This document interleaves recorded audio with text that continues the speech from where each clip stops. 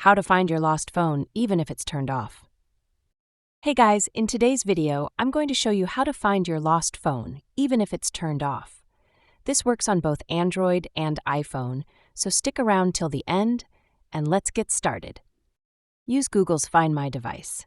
Go to another phone or computer and visit google.com/android/find. Sign in with the Google account linked to your lost phone. If the phone is on, you'll see its location on the map. If it's turned off, you'll see its last known location.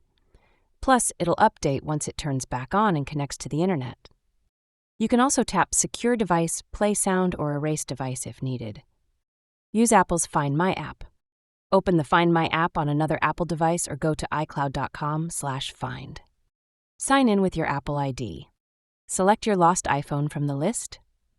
If the phone is powered off, you'll still see its last known location, thanks to Apple's offline tracking feature.